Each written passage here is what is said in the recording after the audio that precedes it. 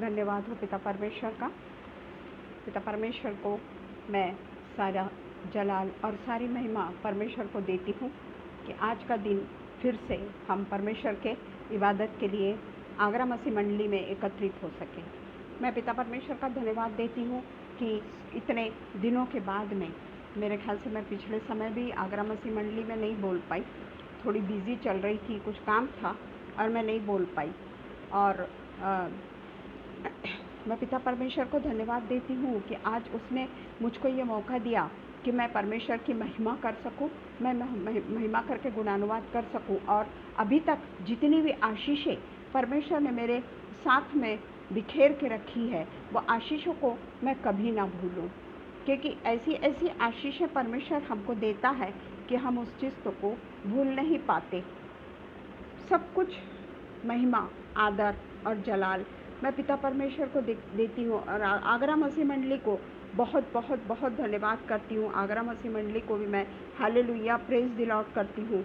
और मैं उनके सारे जितने भी लोग हैं, जिस तरीके से शबनम और भैया मिलकर ये पूरे इतने बड़े पेज को चलाते हैं, और उसके बाद में वो अपने घर के भी काम हैं उनके, उसके बाद में वो काम भी करते हैं।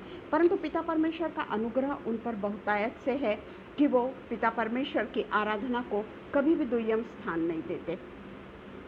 पिता परमेश्वर उनको उस तरीके की आशीषों से नवाजता भी है। मैं धन्यवाद देती हूँ पिता परमेश्वर का कि आज के दिन उन्होंने फिर से मुझको आमंत्रित किया और उन्होंने मुझसे कहा, बहुत ज़्यादा वो उनका ये होता है कि वे हर किसी को परमेश्वर के वचन के लिए बोलने के लिए प्रेरित करते रहते हैं कि तुम भी परमेश्वर की आशीषों को प्राप्त करो।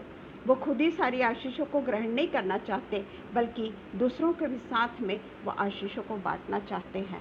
ये उनका बहुत बड़ा, यानी होली स्पिरिट का बहुत बड़ा एक गिफ्ट है उन लोगों में, और उसके लिए मैं पिता परमेश्वर का दिल से धन्यवाद करती हूँ। आइए हम प्रार्थना करें।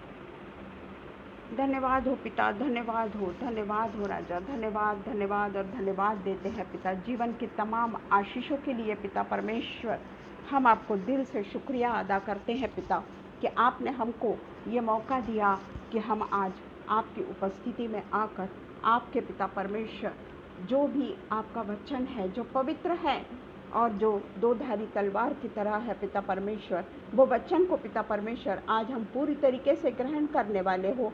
हम केवल बोलने वाले नहीं, बल्कि अपने आप को पिता परमेश्वर सुधारने वाले हो सके पिता। बहुत सारी गलतियां हम में है पिता, बहुत सारी गलतियों के साथ पिता परमेश्वर हम जीते हैं पिता, पर हम आपसे प्रार्थना करते हैं कि जब हम आपके पास में आते हैं और जब हम हमेशा ही आपके वचनों के ऊपर बोलते हैं पिता, तो पिता परमेश्वर सबसे पहले हमें ज़रूरत है कि हम अपने पे कंट्रोल रखना सीख सके, अपने बॉडी पे कंट्रोल रखना सीख सके, अपने जीभ पर कंट्रोल रखना सीख सके, अपने एक्टिविटीज़ पे कंट्रोल रखना सीख सके। और सबसे बड़ी बात पिता परमेश्वर, हम ये महसूस करने वाले हो पिता कि हम कहाँ गलती पे हैं पिता परमेश्वर। कहीं ना कहीं पिता परमेश्वर हम लोगों की गलतियों को ढूंढते हैं। हम समझते हैं पिता परमेश्वर कि हम तो कोई गलती करते ही नहीं, लोग ही हमसे उस तरीके का व्यवहार करते हैं।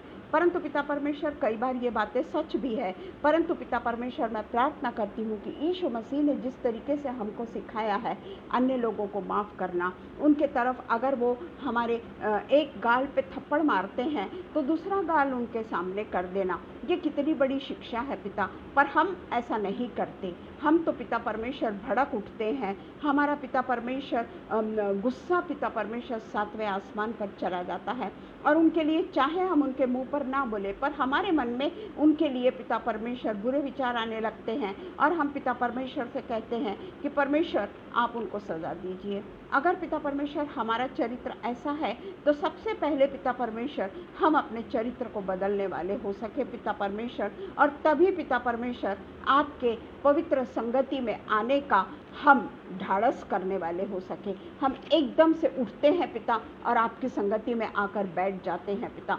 पहले हम अपना स्वयं अध्ययन नहीं करते पिता, हम अपना सेल्फ रियलाइजेशन नहीं करते पिता कि हम किस स्थिति से आज परमेश्वर के चरणों पर एकत्रित हुए हैं, क्या क्या हमने सवेरे से लेकर तो अभी रात के 7 बजे तक क्या क्या मन में हमारे विचार आए हैं, किस किस तरीके से हमने काम किया है, इस चीज़ों को हम भूल जाते हैं पिता।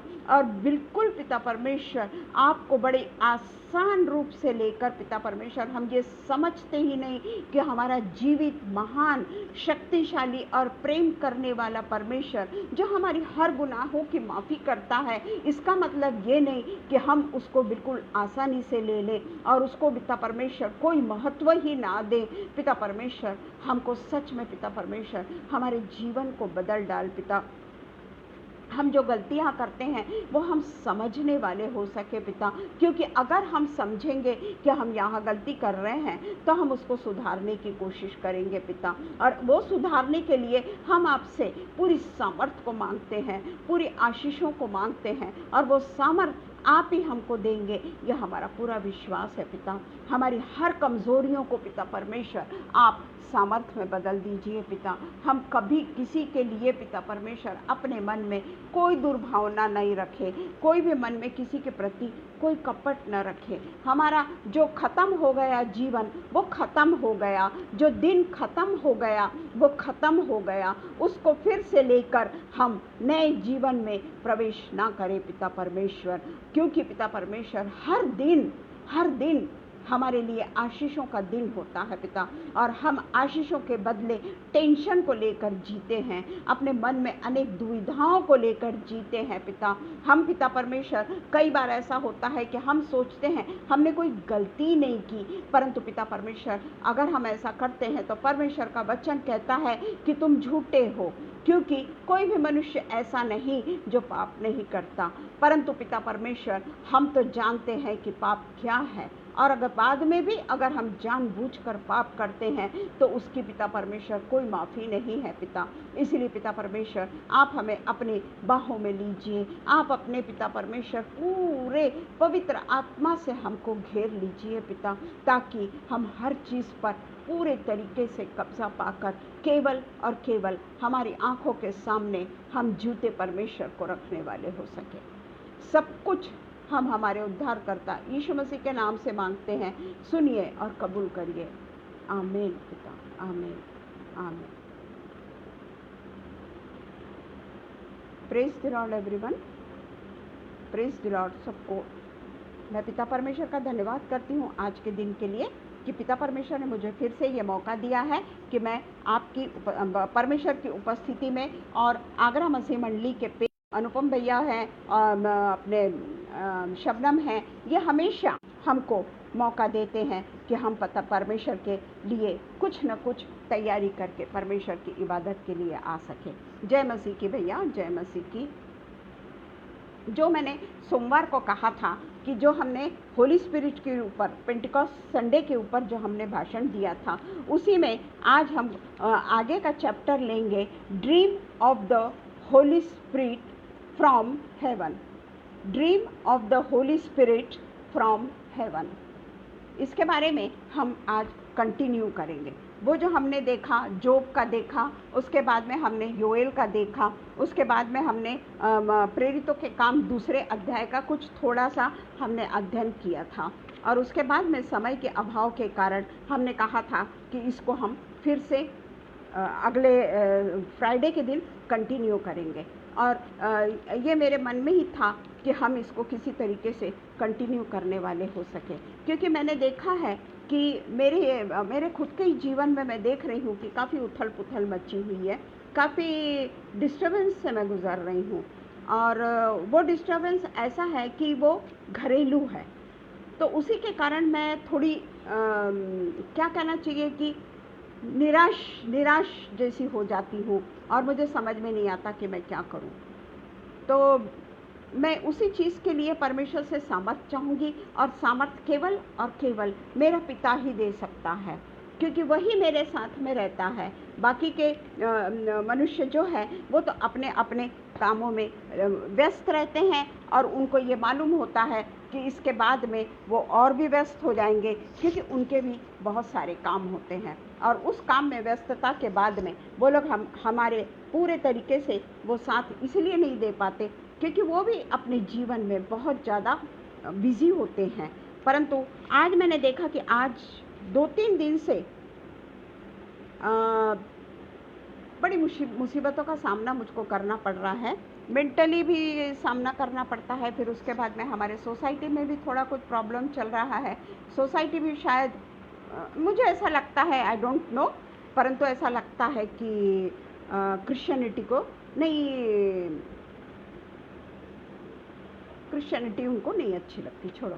तो इसीलिए मैं ये चाहती हूँ कि पिता परमेश्वर हर एक के जीवन में बदल लाए, हर एक के जीवन में पिता परमेश्वर बात करने वाला हो सके। और सबसे ज़्यादा मैं अपने आप को इसलिए ये करती हूँ कि जब मैं पिता परमेश्वर का वचन बोलती हूँ और जब मैं पवित्र आत्मा पे परमेश्वर के वचन को बांट रही हूँ, तो मैं अपने जीवन को सबसे पहले सुधारने वाली हो सकूं। मेरे जितने भी वरीज हैं, मेरे जितने भी जानबूझ के आने वाली यानी शैतान के तरफ से अटैक करने की कोशिश करने वाली आत्माओं को मैं परमेश्वर के नाम से खदेड़ के भगाने वाली हो सकूं। क्योंकि घर का जो प्रॉब्लम होता है उसको भगाना बहुत कठिन हो जाता है। मैं हर चीज़ से अलग हो जाना चाहती हूँ, परंतु मॉर्निंग से ही ऐसे फ़ोन आने लग जाते हैं घर के कि मैं नहीं उठाऊं तो वहाँ से भी मुश्किल हो जाती है। तो कुछ है ऐसे प्रॉब्लम जिससे मैं हट जाना चाहती हूँ पर नहीं हट पा रही हूँ। तो मैं आप लोगों को भी यही दुआ करती हूँ कि आप लोग मुझे अपने प्रार्थना में रखिए, क्योंकि मैं किसी के साथ में शेयर तो कर नहीं सकती। पहले मेरे मिस्टर थे तो हम एक दूसरे के साथ में शेयर करते थे और मेरे मिस्टर मुझको इतने सुंदर ढंग से समझाते थे कि मेरे लिए वो पत्थर की लकीर हो जाता था। ऐसा नहीं कि मैं मिस्टर को बहुत फॉलो करती थी, वैसा नहीं है, मैं बहुत ज़्यादा उनकी बातें सुनती थी, ऐसी भी बात नहीं है, परंतु वो बोलते ही इस ढंग से थे, इस तरीके से वो मुझको समझाते थे कि मैं पूरे तरीके से बात यानी मेरे को लगता था कि हाँ ये बात बिल्कुल सही बोल रहे हैं ये। तो इसीलिए फिर से हम आज योएल का 2:28 फिर से वहाँ से शुरुआत करेंगे हम, क्योंकि बहुत ज़रूरी है ये वचन को पढ़ना। उन बातों के बाद मैं सब प्राणियों पर अपना आत्मा उंडेलूँगा, तुम्हारे बेटे बेटियां भविष्यवाणी करेंगी और तुम्हारे पुरनिये स्वप्न देखेंगे और तुम्हारे जवान दर्शन देखेंगे। तुम्हारे बेटे और बेटियां भविष्यवाणी करेगी, यानी ये नहीं कि जिस तरीके से पंडित लोग भविष्यवाणी करते हैं या पंडित लोग बोलते हैं इसका ऐसा होने वाला है, उसका वैसा होने वाला है, उसके लिए आपको ये करना पड़ेगा, उसके लिए आपको वो करना पड़ेगा, इतने सारे पैसे हमको देना पड़ेगा, सोने का बछड़ा बनाना होगा, चांदी का बछड़ा बनाना होगा। ये आशीषों की बात नहीं कर रहे हैं यहाँ पर। योएल जो है उसके ऊपर जो पवित्र आत्मा उंडेला गया और पवित्र आत्मा के द्वारा योएल जो है वो प्रोफेसी कर रहा है। योएल नबी ने पूरी ये जो किताब है वो प्रोफेसी की है, वो पवित्र आत्मा से प्रेरित होकर ये बात कर रहा है कि तुम्हारे बेटे और बेटियां भविष्यवाणी करेंगी। भविष्यवाणी करेगी यानी परमेश्वर के लोगों के लिए, परमेश्वर के लोग किस तरीके से काम करना है, वो होली स्पिरिट जब बातें करता है उसके साथ साथ में जिस तरीके से कुरिन्थियंस में लिखा हुआ है कि वो उसका मतलब भी समझाना वाले हो सके, नहीं तो वो क्या बोल रहे हैं ये सामने वाले को समझ में नहीं आएगा। तो इस तरीके से वो कहता है कि जो भी कुछ होली स्पिरिट में बोलते हैं उसका वो अनुवाद भी करने वाले हों, बताने वाले भी हों कि परमेश्वर का आत्मा उनसे क्या क्या बोला। नहीं तो हमारे लिए वो जो शब्द जो वापरा जाता है वो हम समझ ही नहीं पाएंगे, क्योंकि हम अभी वो लैंग्वेज में बात नहीं करते, या वो लैंग्वेज में भी जो बातें करता है पवित्र आत्मा से सरोबार होकर पवित्र आत्मा की बातें जो करता है, अन्य अन्य भाषाओं में जो बातें करता है, वो भी दूसरा क्या बोल रहा है अन्य अन्य भाषाओं में इसको नहीं जानता। एक्स ने क्या बोला वो वाई नहीं जानेगा, वाई ने क्या बोला वो जेड नहीं जानेगा। इसीलिए परमेश्वर का वचन जो है हम निकाली तो नहीं हो मैंने, 1 कुरिन्थियंस 14 में है शायद, हाँ, यहाँ पे पौलुस बोलता है कि अगर सब लोगों के सामने जो भविष्यवाणी करता है मनुष्य से उन्नति, उपदेश और शांति की बातें कहता है, जो अन्य भाषाओं में बातें करता है वह अपनी ही उन्नति करता है, परंतु जो भविष्यवाणी करता है वो कलीसिया की उन्नति करता है। क्योंकि अन्य अन्य भाषा नहीं बोलना पौलुस ऐसा नहीं बोलता। उसका कहना है कि जब हम चर्च में अन्य अन्य भाषाएं बोलते हैं तो हम क्या बोल रहे हैं, परमेश्वर हमसे क्या कहना चाहता है, परमेश्वर हमसे किस तरीके से आत्मा में भी प्रार्थना करता है, बुद्धि से भी प्रार्थना करूंगा। तो परमेश्वर का वचन कहता है कि अगर कोई अन्य अन्य भाषा, 14 का बाद में देखेंगे, ये एक मैंने अभी वो बताई, तो इस तरीके से हम देखते हैं कि तुम्हारे बेटे और बेटियां भविष्यवाणी करेगी, पूर्णीय स्वप्न देखेंगे और तुम्हारे जवान दर्शन देखेंगे। जब हमने बताया था कि जब हम बहुत गहरी नींद में होते हैं, है ना, जब हमारे सारे सेंस जो है, शरीर के जो सारे सेंस जो है वो ढीले पड़ जाते हैं, हमको समझ में नहीं आता कि हम क्या देख रहे हैं, या उस समय हमको यही समझ में नहीं आता कि हम यानी कितना बजा है, या हमारे पास में कौन है, हमारे पास में कौन सोया हुआ है, हम किस कमरे में सोए हुए हैं। ये सब चीज़ें हमारे शरीर से हम वो चीज़ों को भूल जाते हैं गहरी नींद में जब हम आ जाते हैं। तो इसलिए परमेश्वर का जब दर्शन मिलता है ना, जितने भी लोगों को परमेश्वर का जब दर्शन मिला वो गहरी नींद में मिला, क्योंकि अगर समझ जाए वो थोड़े से नींद में है समझ जाइए, आधी नींद में है समझ जाइए, या काफ़ी ज़्यादा 3/4 नींद में है समझ जाइए, और परमेश्वर उसको दर्शन दे रहा है, एकदम से वो थोड़ी देर बाद में थोड़ा डिस्टर्ब हो जाएगा और एकदम से जाग जाएगा, हड़बड़ा जाएगा, जाग जाएगा और बोलेगा कि ये सब मैं क्या देख रहा हूँ, उसको नहीं समझ में आएगा। इसलिए पिता परमेश्वर का वचन कहता है कि तुम्हारे जवान दर्शन देखेंगे, और दर्शन तब देखेंगे जब वो गहरी नींद में चले जाएंगे। वो केवल परमेश्वर से और परमेश्वर उनसे बातें करेगा, और उनको उस चीज़ का होश ही नहीं रहेगा कि पिता परमेश्वर उनसे उस समय क्या बोल रहा है, परंतु बाद में उनको वो दर्शन याद आएगा। जैसे हमने देखा नए नियम में जो प्रेरित लोग थे उनको भी परमेश्वर दर्शन में बातें करता था, दर्शन देखते थे वो लोग। हम यीशु मसीह को भी देखते हैं, यीशु मसीह दिन भर तो लोगों के साथ में रहते थे, परंतु रात होने के बाद में जब सब चेले सो जाते थे वो पहाड़ पर चले जाते थे और एकांत में जाकर वो प्रार्थना करते रहते थे। वो सो भी जाते होंगे और वहाँ वो दर्शन भी देखते होंगे पिता परमेश्वर का, परंतु वो सब लोगों के साथ में उस समय नहीं रहते थे, चेले लोगों को नहीं जगाते थे, वो खुद अकेले में जाकर प्रार्थना करते थे, अकेले में जाकर परमेश्वर से बातें किया करते थे, सामर्थ्य को इकट्ठा किया करते थे। तो ये हम फिर से इसलिए योएल 90 का पढ़ी, क्योंकि किस तरीके से हम देखते हैं कि हमारे बेटे बेटियां भविष्यवाणी करेंगे, जवान सपने देखेंगे, और ये सब कुछ पवित्र आत्मा से होगा। फिर भी हम देखते हैं निर्गमन में मूसा को परमेश्वर पूरे तरीके से अपने पवित्र आत्मा में रखा हुआ था। जब भी वो चाहता वो मूसा को बुला लेता था, सीनै पर्वत पे बुला लेता था, और वो सीनै पर्वत पे गया हुआ है। और बस थोड़े ही दिन हुए हैं उन्होंने लाल समुद्र को किस तरीके से परमेश्वर ने 2 भागों में बांटा, ये चीज़ का वो लोगों ने अनुभव किया, और लाल समुद्र में से निकलना यानी पवित्र आत्मा से परमेश्वर ने उनका अभिषेक किया। पिता परमेश्वर ने वहाँ मिस्र से निकलने के बाद कनान देश में जाने के लिए उन सब का बपतिस्मा किया। पूरे लाल समुद्र के पानी से उन लोगों का बपतिस्मा हुआ, और वो लाल समुद्र को बिना बेखिचके बेहिचके वो लोग पार करते चले गए। और लाल समुद्र को जब देखते हैं कि मिस्र की सेना वहाँ से आ रही है, फिरौन की सेना वहाँ से आ रही है, लाल समुद्र फिर से पानी पूरा समुद्र बन गया फिर से। इतने जल्दी तो कुछ भी नहीं हो सकता, समुद्र का पानी सूखना कोई मामूली बात नहीं है। और वो भी ऐसा नहीं, ज्वार भाटा नहीं था, वो ज्वार भाटा नहीं था, वो तो 2 भागों में समुद्र बढ़ गया था। प्रेज़ द लॉर्ड रेणुका, 2 भागों में बढ़ गया था। ऐसा नहीं कि पानी पीछे सरक गया था, ये इधर एक ऐसी दीवार पानी की और इधर एक ऐसी दीवार पानी की बन गई थी, और ये लोग बीच से होकर, और वो भी सूखे रास्ते से, पूरा ऐसा नहीं कि कोई दलदल में फंस रहा है। समुद्र का पानी बोले तो क्या, कोई दलदल में नहीं फंसा, किसी का पैर कीचड़ में नहीं फंस गया, कोई जाकर समुद्र के अंदर ही नहीं डूब गया।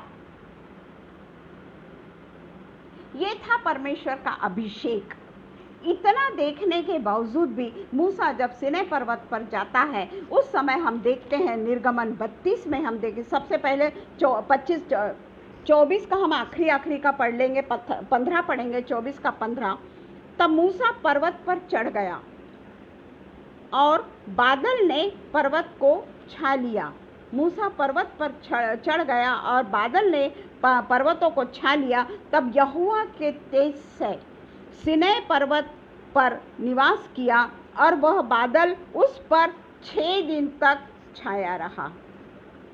और 7वें दिन उसने मूसा को बादल के बीच में से पुकारा कि चला गया मूसा और यहोवा ने उसको दर्शन दे दिया, ऐसा नहीं। 6 दिन तक वो वेट करता रहा। एक जगह जब वो बाद में जब वो 10 पटिया लेने के, आज्ञा की पटिया लेने के लिए जाता, 40 दिन और 40 रात, 40 दिन और 40 रात मूसा वहाँ पे रहा। परमेश्वर के इजाज़त के बगैर वो नीचे नहीं उतरता था। और ऐसा नहीं कि वो गया और परमेश्वर बिल्कुल वेट कर रहा है उसके लिए, वो परमेश्वर का इंतज़ार करता था, जो हम नहीं करते। परमेश्वर का इंतज़ार क्या होता है आज हम नहीं जानते। वो हमारा इंतज़ार करता है, हम नहीं।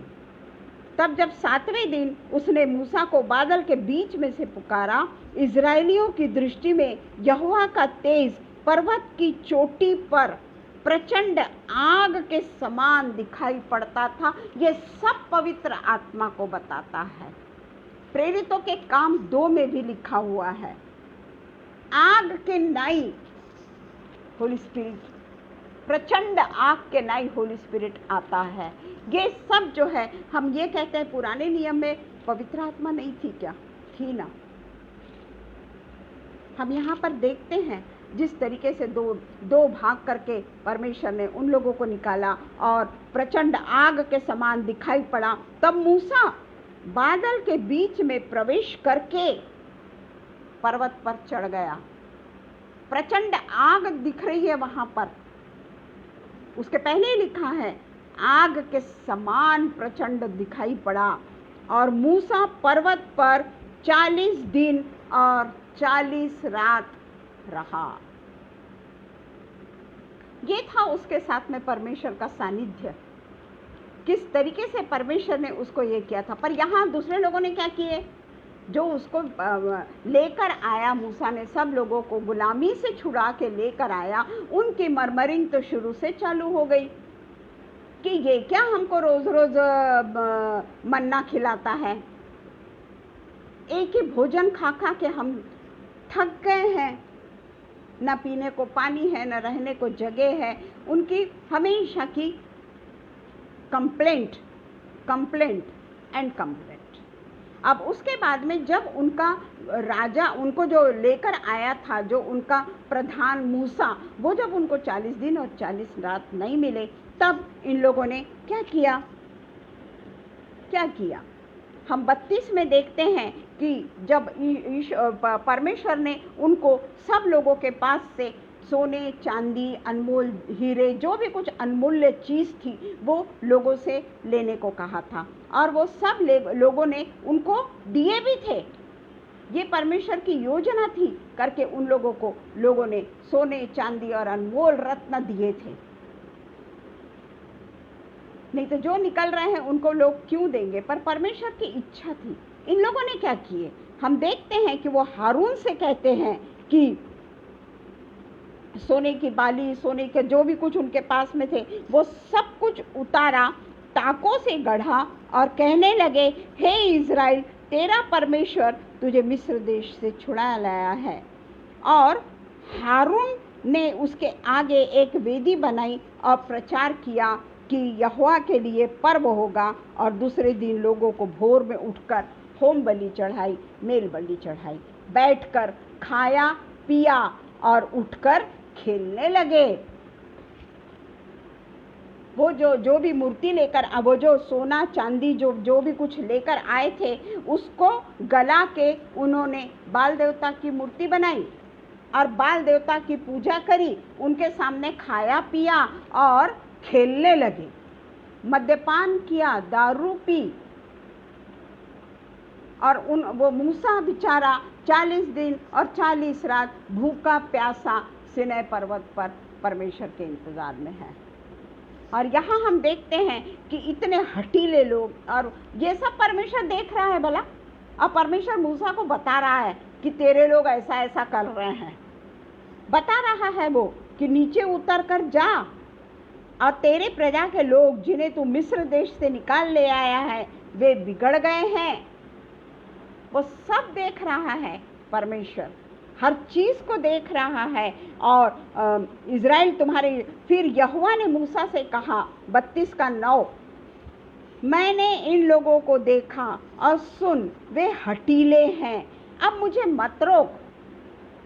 मेरा कोप उन पर भड़क उठा है जिससे मैं उनको भस्म करूं और अपने लिए दूसरी जाति उठ जाऊं।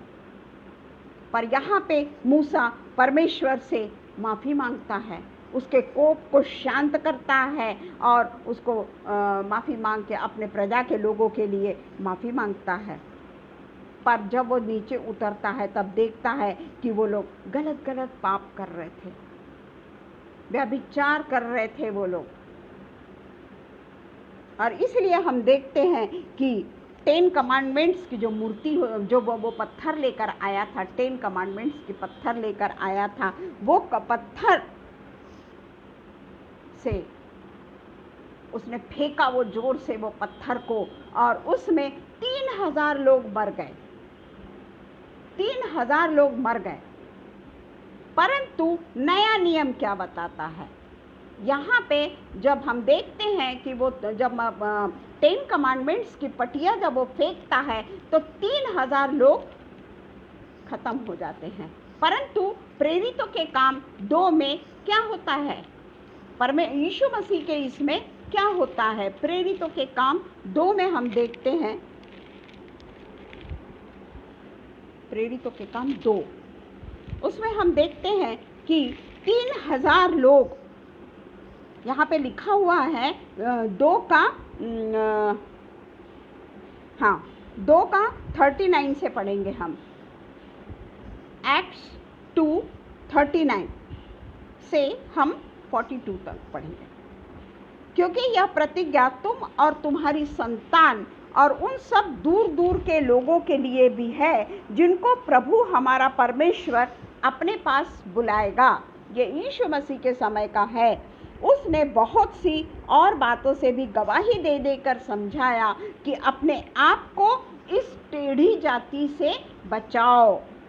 अतः जिन्होंने उसका वचन ग्रहण किया उन्होंने बपतिस्मा लिया, और उसी दिन, वेरी सेम डे, उसी दिन, उसी समय, उसी दिन 3000 मनुष्यों के लगभग उनमें मिल गए। यहाँ पर हम पुराने नियम में देखते हैं कि परमेश्वर के कोप को ये लोग भड़का देते हैं और 3000 लोग पटिया के कारण मारे जाते हैं। परमेश्वर का कोप, यहाँ तो मूसा का कोप है, यहाँ तो ये मूसा का कोप है, क्योंकि वो परमेश्वर की बहुत सारी बातें सुनता है और परमेश्वर खूब कोप करते हैं कि मैं ये जाति को नष्ट करूँगा और मेरे लिए मैं दूसरी जाति को उपजाऊंगा। परंतु यहाँ यीशु मसीह के समय हम देखते हैं कि थोड़े ही देर के बाद में 3000 लोग बपतिस्मा लेते हैं। और इस तरीके से जो हम देखते हैं कि 50th डे, ये जो सिनै पर्वत पर ये लोग जब वहाँ से निकले, मिस्र से निकले और सिनै पर्वत पर गए, और सिनै पर्वत पर जाने के बाद में इन लोगों ने जो पाप किया, वहाँ से निकल के इज़राइलाइट्स लोगों ने जो पाप किया, और मूसा जो सिनै पर्वत पर था वो भी 50वां दिन था। मिस्र से निकल के उनको 50 दिन हुए थे। वो भी 58th डे था। और नए नियम में 58th डे में 3000 लोग बचाए गए, 3000 लोगों को उद्धार मिला, 3000 लोग परमेश्वर के राज्य में शामिल हो गए। यह है पवित्र आत्मा। पवित्र आत्मा अगर चाहे तो अनहोना काम कर सकता है, जो हमने कभी हमारे दिमाग में नहीं आया, हमारी बुद्धि में वो बात नहीं आई, वो बातें परमेश्वर हमको बताता है। जब सुलेमान राजा भी जब परमेश्वर से डर के काम करता था, उस समय तक वो बुद्धि से परमेश्वर ने जब उसको भरा था, तब तक पवित्र आत्मा के द्वारा जब वो चलता था, तब तक उसकी हम देखते हैं कितने बड़े बड़े काम उसने किया। परंतु उसके बाद जब उसने अन्य जातियों की स्त्रियों से विवाह किया, उसके बाद में क्या हुआ यह हम सब जानते हैं। दाऊद राजा का भी हम अच्छे से जानते हैं कि दाऊद राजा तो छुटपन से परमेश्वर ने उसको चुन लिया और उसको पवित्र आत्मा के तेल से शमूएल ने अभिषेक किया, और उसके अभिषेक करने के बाद में पवित्र आत्मा उस पर उतरा, और वो उसके बाद में शाऊल उसको मारने के लिए उसके पीछे पीछे गया, परंतु उसने शाऊल को हाथ भी नहीं लगाया। बिल्कुल आमने सामने थे, शाऊल उसके पास में पीठ थी शाऊल की, वो चाहता अगर दाऊद ना तो उस समय उसको मार सकता था, परंतु उसने कहा नहीं, ये परमेश्वर का चुना हुआ व्यक्ति है, इसके ऊपर मैं हाथ नहीं उठाऊंगा। परंतु एक स्त्री के कारण हमारा जो पाप है ना, वो हमारे द्वार पर खड़ा रहता है। जिस तरीके से मेंटल टेंशन भी जो हमको आता है, या किसी तरीके से हमको पूरे तरीके से हम परेशान हो जाते हैं, वो भी हमको परमेश्वर से दूर करने की शैतान की योजना होती है। जिस तरीके से परमेश्वर का वचन पाकर भी, परमेश्वर के सानिध्य में रहने के बावजूद भी, परमेश्वर से बातचीत करने के बावजूद भी हम देखते हैं शाऊल राजा भी पराजित हो गया, शाऊल राजा भी परमेश्वर से दूर हो गया, उसमें भी दुष्ट आत्मा लग गई। उतना पढ़ने के लिए हमारे पास में समय नहीं है, पर हम अच्छी तरीके से जानते हैं कि क्या क्या हुआ, कैसे कैसे हुआ, किस तरीके से दाऊद एक लेडी के कारण उसके चरित्र पे एक दाग लगा। शाऊल राजा का भी वही हुआ, मूसा का भी वही हुआ। मूसा को भी गुस्सा करने के कारण, मूसा का भी ये होने के कारण, मूसा को भी परमेश्वर ने प्रॉमिस लैंड में नहीं जाने दिया, प्रॉमिस लैंड में पैर भी नहीं रखने दिया मूसा को। और वही हम राहाब वेश्या को देखते हैं, पुराने नियम में ही वही राहाब वेश्या है, वेश्या, प्रोस्टिट्यूट। उसके जीवन को हम अच्छी तरीके से जानते हैं। हमारे पास में अभी यहोशू है, वो पढ़ने के लिए समय नहीं है। किस तरीके से राहाब ने अपने लोगों को साथ दिया और किस तरीके से वो एक बड़े कुल की मूल माता बनी, वो उनकी माता बनी। हम मत्ती में देखते हैं, मत्ती 1 में उसकी पूरी वंशावली लिखी गई है। राहाब की वंशावली में उसका नाम है, यीशु मसीह के वंशावली में उसके बाद में यीशु मसीह का नाम है, उस वंशावली में राहाब का नाम है, और उस समय उसको वेश्या करके संबोधन नहीं किया गया है। तो ये हम देखते हैं कि किस तरीके से परमेश्वर अपने लोगों को परीक्षा जरूर लेता है, परंतु हम उस परीक्षा में कहाँ तक सिद्ध हो सकते हैं, ये हमको अपना ही देखना है। मत्ती के 1:5 में लिखा है कि सलमोन और राहाब से बोआज उत्पन्न हुआ, जिसने रूत से शादी करी।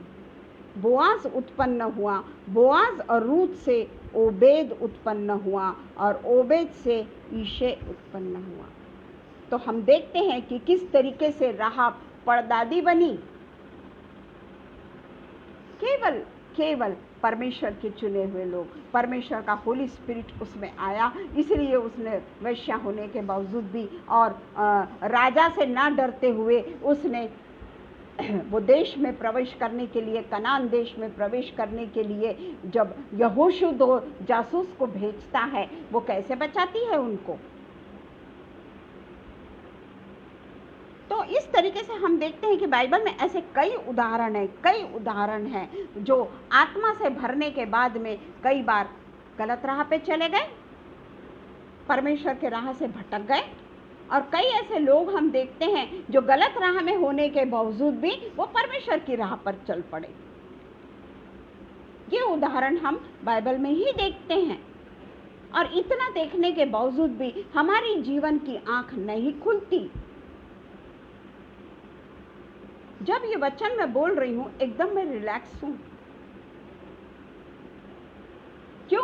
क्योंकि मैं परमेश्वर के वचन को बोल रही हूं। परंतु जब मैं संसार में चली जाऊंगी, फिर मेरे मन में विचार आ जाएंगे, फिर मेरे को शैतान दबोचने की कोशिश करेगा। तो हम देखते हैं कि किस तरीके से इस तरीके से हम देखते हैं कि हमको शारीरिक रूप से नहीं बल्कि आत्मिक रूप से चंगे होने की बहुत जरूरत है। शारीरिक रूप से चंगा होकर क्या करेंगे हम? शारीरिक रूप से तो चंगाई हम मांगते हैं और वो होना भी चाहिए चंगाई हमारे शरीर में, परंतु मैंने पिछले भी समय बताया था, उसके लिए डॉक्टर की बुद्धि बहुत छोटी है। हमारा पिता परमेश्वर हमारे लिए काफी है। शबनम ने भी मेरे साथ में एक बार बताया था कि उसको किस तरीके से तकलीफ हो गई थी और किस तरीके से वो परमेश्वर के पास में गई और किस तरीके से परमेश्वर ने उसको चंगाई दी। छोटी सी गवाही, उस समय हमारे पास में इतना समय नहीं था, परंतु जो छोटी सी गवाही शबनम ने दी वो मुझको आज तक याद है। तो इस तरीके की जो हमारे साथ में पवित्र आत्मा जो कार्य करता है ना, हम उससे आत्मिक चंगाई को मांगे। शारीरिक चंगाई हमको परमेश्वर देता ही है। जानता है वो कि ये मेरा बच्चा है, ये मेरा बेटा और मेरी बेटी है। जब हम देखते हैं होली स्पिरिट से जब ये लोग भर गए, तो 2:47 क्या कहता है? प्रेरितों के काम 2:47, और परमेश्वर की स्तुति करते थे और सब लोग उनसे प्रसन्न थे, और जो उद्धार पाते थे वो प्रभु में प्रतिदिन उनमें मिला देता था। डेली, प्रतिदिन। आज हमारी संख्या क्यों नहीं बढ़ रही है? वहां पे तो 120 लोग, फिर 3000 लोग, फिर थोड़ी देर बाद में बपतिस्मा, फिर थोड़ी देर में बाद में चेंजेस, और प्रतिदिन। बाद में तो लिखा है 47 में प्रतिदिन परमेश्वर अपने लोगों को उनमें मिला देता था, और वो एक साथ में रोटियां तोड़ते थे, एक मन होकर मंदिर में इकट्ठे होते थे और घर घर रोटी तोड़ते हुए आनंद और मन की सिधाई से भोजन किया करते थे। मन की सिधाई से। आज हमारे को कोई, अगर हम किसी के घर में जाते हैं, वो हमको अगर दाल चावल खिला दे, हम मन में क्या सोचेंगे? खुद ही सोच लीजिए हम क्या सोचेंगे। ये दाल चावल तो मैं मेरे घर में भी खाता, पर यहाँ पे लिखा है मन की सिधाई से। उनके लिए भोजन महत्वपूर्ण नहीं था। उनके लिए अगर कुछ महत्वपूर्ण था, वो था परमेश्वर की संगति, एक साथ में मिलकर स्तुति करना, एक साथ में सारी संपत्ति को लाकर एक साथ में जमा करना और परमेश्वर के साथ में उसको मिल बांट के वो रोटी तोड़ना है ने, रोज उनका प्रभु भोज, डेली उनका प्रभु भोज। और उसके साथ में वो लोग जब एक साथ में खाना भी खाते थे, सिंपल, प्रतिदिन घर घर रोटी तोड़ते हुए आनंद और मन की सिधाई से भोजन किया करते थे। उनके लिए भोजन महत्वपूर्ण नहीं था प्रियो, उनके लिए भोजन महत्वपूर्ण नहीं था कि आज मैं क्या बनाऊंगा, रोज क्या बनाऊं मैं। जिस तरीके से हम मार्था और मरियम के भी बारे में देखते हैं कि पिता परमेश्वर ने क्या कहा है, क्या कहा है परमेश्वर ने, है ना। उसी तरीके से हमारा भी जीवन होना चाहिए कि हम भी पिता परमेश्वर को पूरी तरीके से खोजते रहें। और हम उसके बाद में देखते हैं कि जॉन 20:21-23, यूहन्ना 20:21 and 23, यूहन्ना जॉन 20:21-23। यीशु ने फिर उनसे कहा, तुम्हें शांति मिले। पता नहीं आज ठीक रही नहीं रहा है। यीशु ने फिर उनसे कहा कि तुम्हें शांति मिलती रहे। जैसे पिता ने मुझे भेजा है वैसे ही मैं भी तुम्हें भेजता हूँ। यह कहकर उसने उन पर फूंका और उनसे कहा, पवित्र आत्मा लो। जिनके पाप तुम क्षमा करो वे उनके लिए क्षमा किए गए, जिनके तुम रखो वे रखे गए हैं। पवित्र आत्मा पहले उसने फूंका, जाने के पहले उसने उन चेलों के ऊपर पवित्र आत्मा फूंका। पर वो भरे कब पवित्र आत्मा से, जब हम प्रेरितों के काम 2 पढ़ते हैं, उस समय उनके हरेक की जीभ पे पवित्र आत्मा ने कब्जा कर लिया। तो ये जो सब चीज़ें हैं ना, हम देखते हैं कि सांस यानी क्या। उस दिन भी हमने पढ़ा था, हमने बोला था इस विषय पे कि ब्रेथ यानी क्या, सांस क्या होती है, क्या होती है सांस।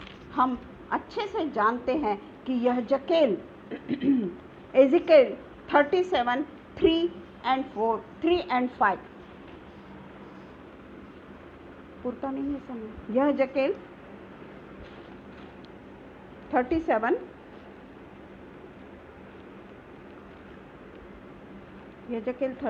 कहाँ गया, हाँ 37 का 3 से हम 5 तक ही पढ़ेंगे। और ये हर किसी को मालूम है, मालूम तो सब है सबको, किसको क्या नहीं मालूम बाइबल का, सब मालूम है बाइबल का। पंडित है हम लोग भाई बाइबल में। इसमें लिखा हुआ है, तब उसने मुझसे पूछा, हे मनुष्य की संतान, ये परमेश्वर और यह जकेल के बीच की बातचीत चल रही है। हे परमेश्वर यहोवा तू ही जानता है। तब उसने मुझसे कहा, हे मनुष्य के संतान, क्या यह हड्डियां जी सकती हैं? मुर्दी हड्डियां, कई सालों पुरानी हड्डियां वहां पर पड़ी हुई है, जी सकती है? मैंने कहा, हे परमेश्वर यहोवा तू ही जानता है। तब उसने मुझसे कहा, इन हड्डियों से भविष्यवाणी करके कह, हे सूखी हड्डियों, यहोवा का वचन सुनो। यहाँ पर हम देखते हैं कि ये हड्डियां जो बतलाई गई है, जो यहाँ पर सूखी हड्डियों का जो वर्णन किया है, ये इजरायली लोगों की पुरानी हड्डियां हैं जो परमेश्वर को रीस दिलाने का काम करते थे।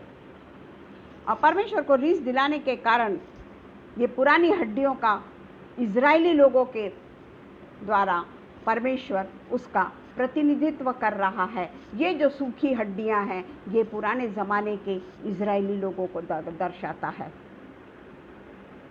कि किस तरीके से वो परमेश्वर को तकलीफ देते थे। और बतलाता है कि पुरानी हड्डियों में फिर से जीवन आएगा।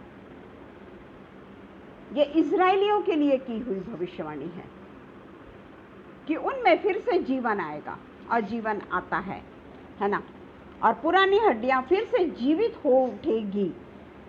परमेश्वर ने यह जकेल को दर्शन के रूप में सूखी हड्डियों से भरी घाटी में पहुंचाया और हड्डियों से बात करने का निर्देश दिया। वो खुद भी कर सकता था, पर उसने यह जकेल को चुना, एजिकेल को चुना उसने, और कहा कि इसमें अभी उसमें जो आखिरी जो परमेश्वर ने, यहोवा तुम हड्डियों से, जो अभी देखिए ये जो 5वां वचन है, 3 और 4 हमने देखा, ये इज़राइल को दिखाता है। और इज़राइल की जो पुरानी हड्डियों को यह जकेल के द्वारा परमेश्वर क्या कहता है, ये प्रतिनिधित्व करती है। हड्डी जो है ये इज़राइल को प्रतिनिधित्व कर रही है तो परमेश्वर का वचन है यहाँ पर कि परमेश्वर यहोवा तुम हड्डियों से यूं कहता है। यहाँ यह जकेल को जरूर वो हड्डियों की घाटी में लेके जाता है, वहाँ पे सब हड्डियाँ दिखाता है उनको, इजरायलियों का जो वो कर रहे हैं। परंतु 5वां वचन सुनिए कि परमेश्वर यहोवा तुम हड्डियों से यूं कहता है, देखो मैं आप तुम में सांस समाऊंगा। वो जीवित हो उठी और वो एक साथ में मिल गई और वो फिर से, ये सब इजरायलियों का प्रतिनिधित्व कर रहा है कि इजरायलियों को परमेश्वर किस तरीके से फिर से जीवित करेगा। और यहोशू को, यह जकेल को ये नहीं कहा कि तू फूंक, ये नहीं कहा कि तू फूंक। परमेश्वर यहोवा तुम हड्डियों से यूं कहता है, देखो मैं आप तुम में सांस समाऊंगा, मेरी सांस मैं तुमको दूंगा, पवित्र आत्मा मैं तुमको दूंगा और पवित्र आत्मा के कारण तुम में फिर से नया जीवन आएगा।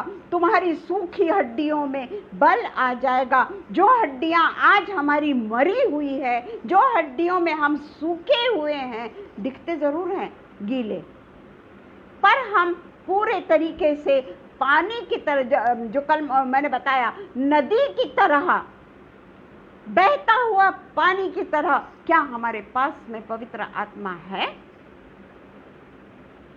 यहाँ पे यह जकेल को यीशु परमेश्वर यही बता रहा है, उसके सामने कहता है कि मैं तुम में पवित्र आत्मा को समाऊंगा। सांस यानी क्या? मैं उस दिन भी सांस का महत्व बताई कि सांस यानी क्या। ये जो हम ब्रीथ ले रहे हैं, आज अगर हमारी सांस रुक जाती है, हम क्या हो जाएंगे? हम डेड बॉडी हो जाएंगे। ये सांस और हमारी पवित्र आत्मा, ये अलग अलग है। पवित्र आत्मा परमेश्वर हम पर फूंकता है। जिस तरीके से हम देखते हैं कि हम में सांस जो आई है वो परमेश्वर की सांस है। हमको हमारे माँ बाप ने सांस नहीं दी। वो गर्भ में भी अगर बच्चा जाता है, वो परमेश्वर की देन है।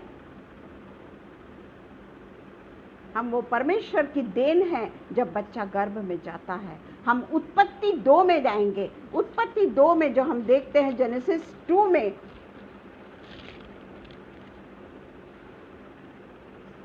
सेवन, 2 का 7, तब परमेश्वर यहोवा ने आदम को भूमि की मिट्टी से रचा। उस दिन भी मैंने बताया था। देखिए, बड़ा इंपॉर्टेंट है ये वचन।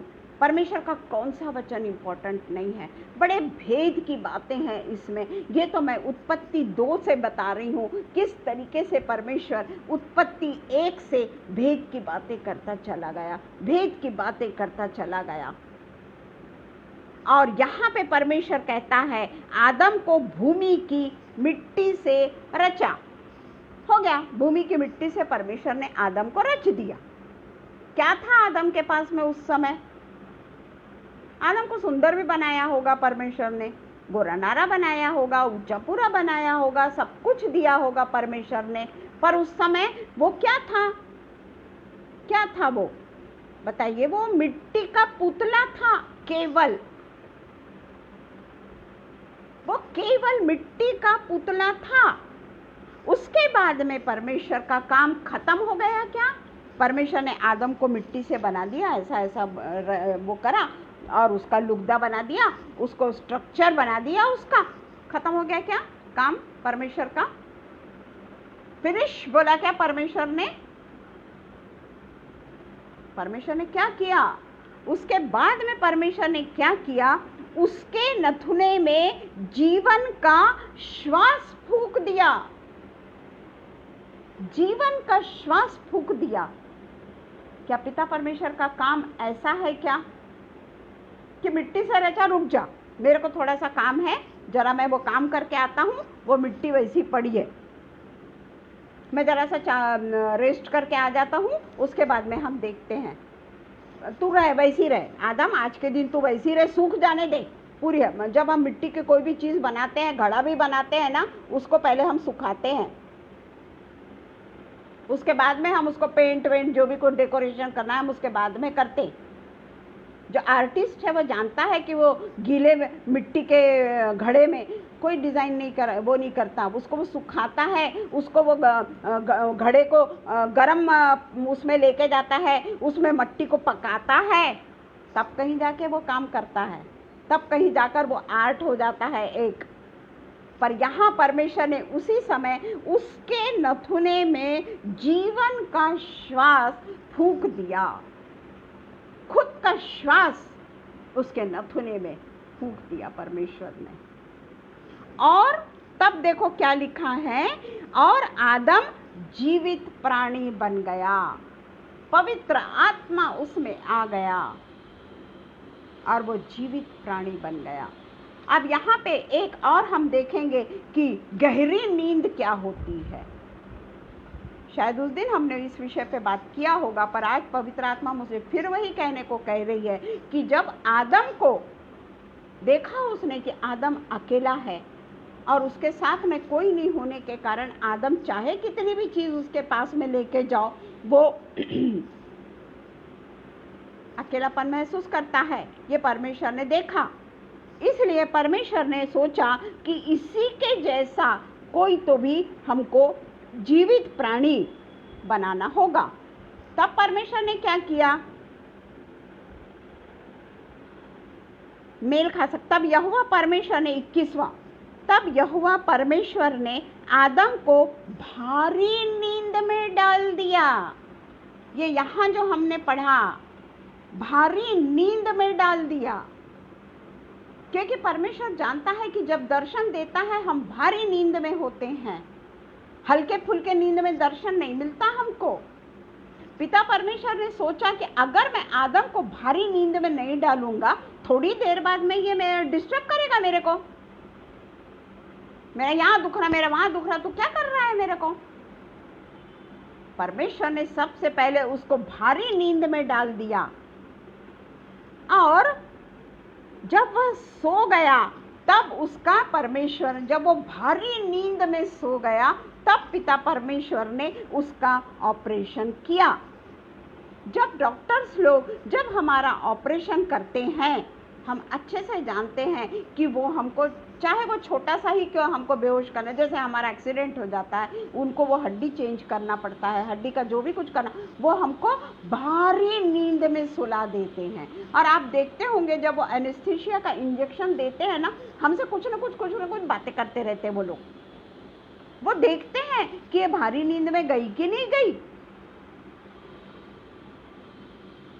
भारी नींद का मैं आज मतलब, यानी वो जो पहले बताई कि हमारे जवान दर्शन देखेंगे, परमेश्वर उनको भारी नींद में डालकर दर्शन देगा। यहाँ पे आदम के समय जो पहला ऑपरेशन परमेश्वर ने किया, जो अब डॉक्टर कर रहे हैं, इसलिए मैंने कहा डॉक्टर की बुद्धि छोटी है।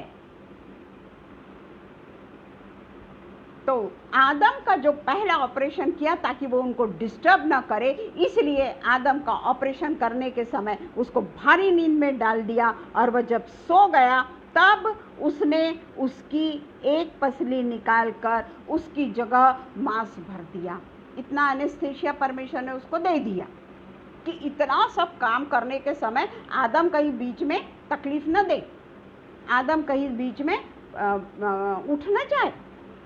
और यही विद्या आज हमारे डॉक्टर्स लोगों के पास में है। यहाँ पे उसको सांस फूंकने की जरूरत नहीं पड़ी। यहाँ पे नहीं लिखा है कि उसने उसके नथुने में सांस भरा, नहीं लिखा है। उसकी जगह पे मांस लगा दिया और उसके पास में उसको लेकर गया और कहा कि ये तेरी पत्नी है, हवा है। क्यों जरूरत नहीं पड़ी उसमें सांस फूंकने की? पत्नी के ऊपर सांस क्यों नहीं फूंका परमेश्वर ने? हवा के इसमें सांस क्यों नहीं फूंका परमेश्वर ने? क्योंकि आदम एक जीवता प्राणी था, उसमें जीवन था आदम में, और वो भी परमेश्वर की श्वास का उसमें जीवन था, और वो जीवन में से हड्डी निकली थी, वो जीवन में से हड्डी निकली थी। हवा यानी पति के जीवन में से निकली हुई है। तो ये महत्व है, गहरी सांस का ये महत्व है। गहरी नींद में सुला दिया। हम भी जब गहरी नींद में होते हैं, परमेश्वर हमसे बातें करता है। हम देखते हैं कि दिन के समय हमको ज़रूर बाइबल पढ़ते हैं या कुछ तो भी ये करते हैं ना, हमको वचन मिलते हैं, ऐसा नहीं कि नहीं, वचन मिलते हैं हमको। परंतु जो दर्शन हम देखते हैं, परमेश्वर के दर्शन को जब हम देखते हैं, उस समय परमेश्वर हमको भारी नींद में डाल देता है। तो ये सब काम जो है परमेश्वर का बहुत ही ज़्यादा हमारे जीवन में मजबूत और जीवित विश्वास को ले आता है। ये विश्वास कोई हमको नहीं दे सकता, कोई भी हमको ये विश्वास नहीं दे सकता।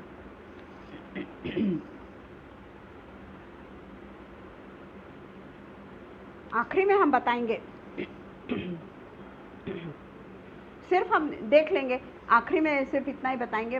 मदर में मरियम के पास में जब स्वर्गदूत आता है, उसके पास, उसको तो कुछ भी नहीं मालूम था बच्चा क्या होता है, वो तो उसने पुरुष को जानती नहीं थी, पर स्वर्गदूत की बातों पर वो विश्वास करती है।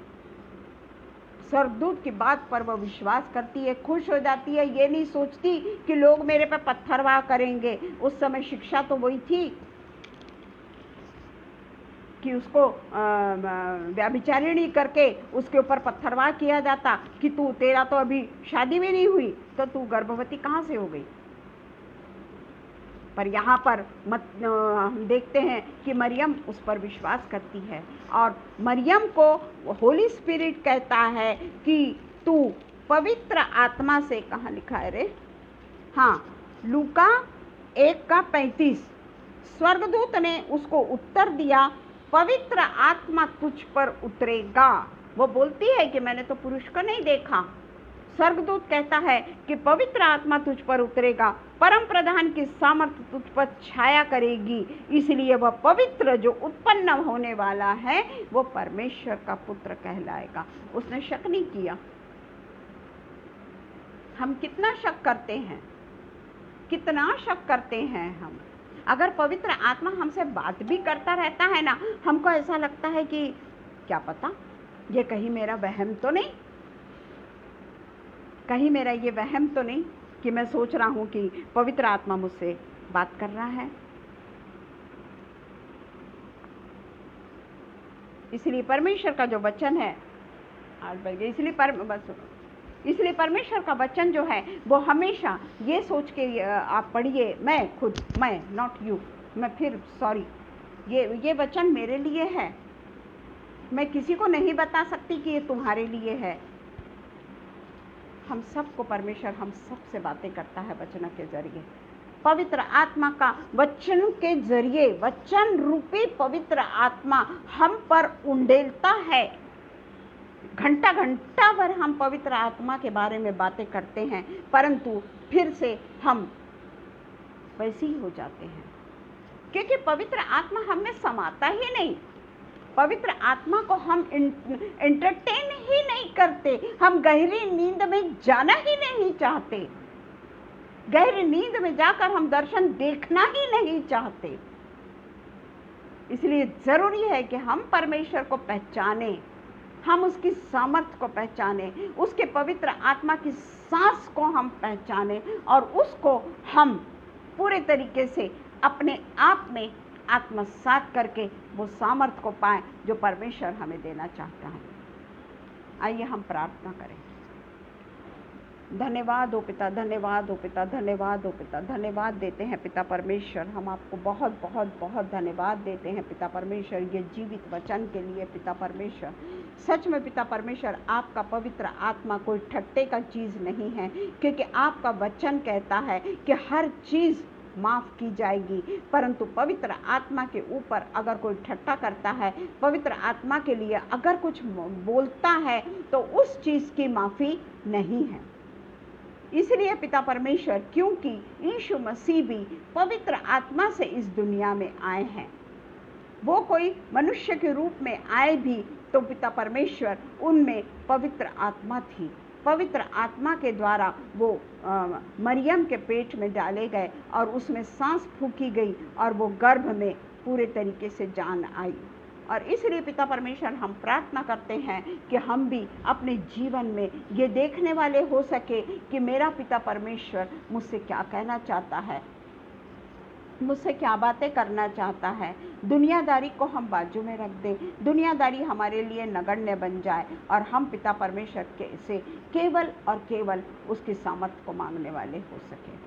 पिता परमेश्वर, मैं आगरा मसीह मंडली के लिए सच में फिर से एक धन्यवाद देती हूँ कि पिता परमेश्वर इतना सुंदर पवित्र आत्मा के बारे में ये प्लेटफॉर्म पर पिता परमेश्वर आपने हमको बोलने के लिए ये प्लेटफॉर्म को चुना।